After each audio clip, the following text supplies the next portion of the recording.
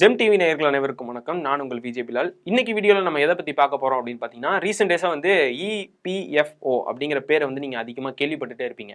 அது என்னதான் இருக்குது, என்ன பண்ணுறாங்க அப்படின்னு பார்த்தா நிறைய பேருக்கு வந்து தெரிஞ்சிருக்கும், நிறைய பேருக்கு வந்து தெரியாமல் இருக்கும்.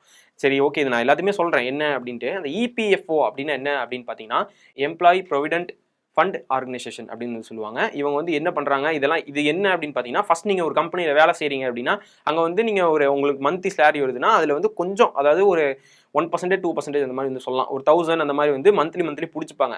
அதெல்லாம் மொத்தமாக சேர்த்து வச்சு உங்களுக்கு ஒரு அவசர காலத்தில் வந்து உங்களுக்கு தேவைப்படும் போது நீங்கள் வந்து எடுத்துக்கலாம் அப்படிங்கிற மாதிரி வந்து அது சேர்த்து வச்சுட்டு இருப்பாங்க. அதாவது ஒரு உண்டியில் காசு போகிற மாதிரி சேர்ந்துக்கிட்டே இருக்கும்.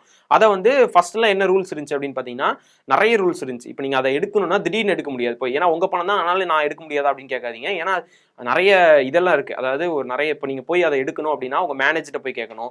அது மட்டும் இல்லாமல் இப்போ நீங்கள் அந்த கம்பெனிலேருந்து நிற்க போகிறீங்க, அப்போ எடுக்கணும் அப்படின்னாலும் அப்பயுமே வந்து நீங்கள் முன்னாடி வேலை செஞ்சிருந்த கம்பெனியாக இருக்கட்டும், இல்லை இப்போ நீங்கள் ஜாயின் பண்ண போகிற கம்பெனியாக இருக்கட்டும், அங்கே போய் வாங்குறது, உங்கள் மேனேஜர் அப்புறம் சிஓ இந்த மாதிரி நிறைய ஃபார்ம் ஃபார்மாலிட்டிஸ்லாம் இருக்கும்.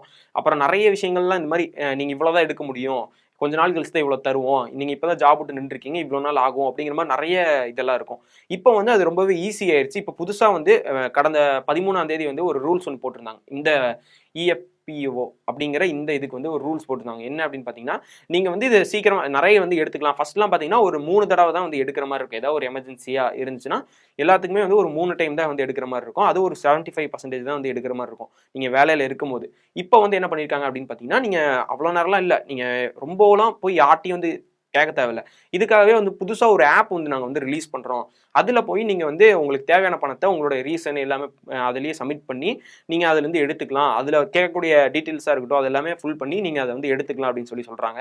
அது மட்டும் இல்லாமல் இப்போது அதாவது உங்கள் வீட்டில் ஒரு எமர்ஜென்சியோ இல்லை ஒரு கல்யாணம் இந்த மாதிரி ஏதாவது ஒரு உங்களுக்கு வந்து கடன் வாங்க போவேனா, இந்த பணம் என்னோடது இருக்குது, அதை நான் எடுத்துக்கிறேன் அப்படின்னு ஒரு எமர்ஜென்சி இருந்துச்சுன்னா, இப்போ நீங்கள் நார்மலாக 3 டைம் நான் எடுக்கிற சொன்னால் இதில் வந்து நீங்கள் எவ்வளோ டைம் வேணால் எடுத்துக்கலாம். எவ்வளோ டைம்னா ரொம்ப டைம் இல்லை, ஒரு 10 டைம் வந்து நீங்கள் யூஸ் பண்ணிக்கலாம் அப்படிங்கிற மாதிரி வந்து சொல்கிறாங்க. கல்யாணம் அந்த மாதிரி அதாவது ஒரு செலவுகள் அப்படின்னு ஒரு பெரிய செலவாக வரும், ஆனால் ரொம்ப எமர்ஜென்சி இல்லை அப்படிங்கிற மாதிரி இருக்கும்ல. அதாவது ஒரு எமர்ஜென்சினா உடம்பு சரியில்லாமல் இருக்கு அந்த மாதிரி இல்லாமல் நார்மல் ஒரு எமர்ஜென்சி மாதிரி இருக்கும்ல, அந்த மாதிரி விஷயங்களுக்குலாம் வந்து நீங்கள் ஒரு 5 டைம் வந்து எடுத்துக்கலாம் இந்த பணத்தை அப்படிங்கிற மாதிரி வந்து சொல்கிறாங்க. இது வந்து நிறைய பேருக்கு வந்து கொஞ்ச நாளாக புரியவே இல்லை. ஏன் இது எப்படி என்ன பண்ணுறது என்ன ஏதுன்னு புரியாமல் இருந்தாங்க. புது ரூல்ஸ் கொண்டு வந்திருக்காங்க, 10 டைம் எடுக்கணும்னு சொல்கிறாங்க, என்ன பண்ணுறது எப்படி எடுக்கிறது அப்படின்னா தெரியாமல் இருந்தாங்க.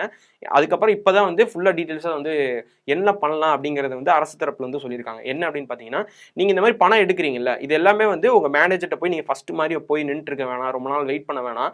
இது ஃபர்ஸ்ட்லாம் பார்த்தீங்கன்னா ஒரு மாதம் 2 மாதம் இல்லைன்னா ஒரு 4-5 மாதம் வரையும் டைம் ஆகும் இந்த பணம் வர்றதுக்கு. இப்போ உங்களுக்கு இது வந்து மினிமம் ஒரு 2லேருந்து ஒரு 4 நாளுக்குள்ளே வந்து இந்த பணம் வந்து உங்கள் கைக்கு வந்துடும் அப்படின்னு சொல்லியிருக்காங்க. ஸோ இந்த இபிஎஃப்ஓ இந்த பணம் நிறைய பேர் வந்து வச்சிருப்பாங்க. அதாவது நம்ம நிறைய ஐடியா இருக்கட்டும், நான் ஐடியா இருக்கட்டும், ஒர்க் பண்ணுறவங்க எல்லா இடத்துலையுமே வந்து இந்த பணம் வந்து மாதம் பிடிச்சி உங்களுடைய பணம் வந்து சேவிங்ஸ் மாதிரி ஒரு இடத்துல இருக்கும். இது வந்து இப்போ நீங்கள் உங்களுக்கு தேவைப்படுறப்போ உங்களோட கரெக்டான ரீசனை சொல்லி இந்த சலுகைகள், அதாவது இந்த ஆஃபர் இந்த மாதிரி விட்டுருக்காங்களே, இது மூலிமா வந்து நீங்கள் எடுத்துக்கலாம் அப்படின்னு சொல்கிறாங்க. ஃபஸ்ட்டு 75% இருந்துச்சு, இப்போ நீங்கள் 100% கூட வந்து எடுத்துக்கலாம் அப்படிங்கிற ரூல்ஸ் வந்து கொண்டு வந்திருக்காங்க. ஸோ இதை பற்றி நீங்கள் என்ன நினைக்கிறீங்க அப்படிங்கிறது எல்லாமே கீழே வந்து கமெண்ட்ஸை சொல்லுங்கள்.